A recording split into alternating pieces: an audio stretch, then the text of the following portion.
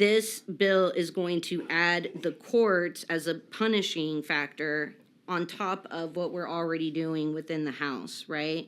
So compelling attendance, but it's saying that if you quorum break, these are the This bill, punishments. So you if can the quorum Constitution break all already you- gives us tools to compel attendance, this- discipline, and even use other maneuvers, why is This bill does not compel members to break a quorum.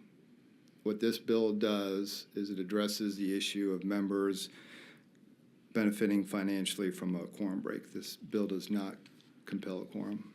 But if members misuse campaign funds, that belongs within Texas Ethics Commission, not the courts. Do you agree? What this bill is doing is it's preventing the expenditure of campaign funds for when an individual that's breaking quorum is using campaign funds for lodging, food, and the like. They won't be able to do that if they're breaking quorum during a special. So let's talk a little bit about viewpoint discrimination. Okay.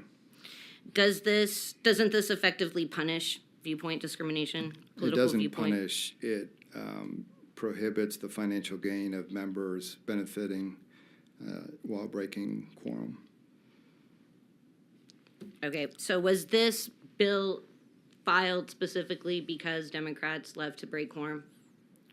It's, I filed the bill because my constituents were irate that they were getting up every morning and getting their kids ready to go to school.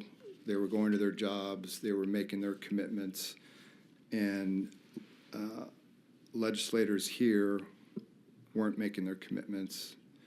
And worst case, even worse, they were benefiting financially. They were questioning the integrity of the Texas legislature that members can break quorum and benefit financially from doing so. That's where this bill came from.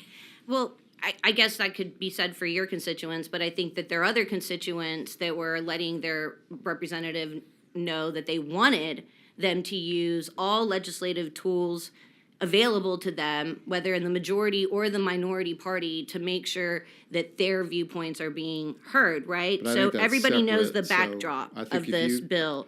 I think And if you have constituents that are happy that you broke quorum, I think it's a separate question whether those constituents are happy that there's certain members that benefit financially. I think you have to separate those two. But under the First Amendment right, we know that constituents have availability to support their representative in any manner they see fit. And so I guess what I'm asking again is that, is this viewpoint retaliation? Is this bill an attempt to retaliate because of disagreement in viewpoint? Thank you, Chairman.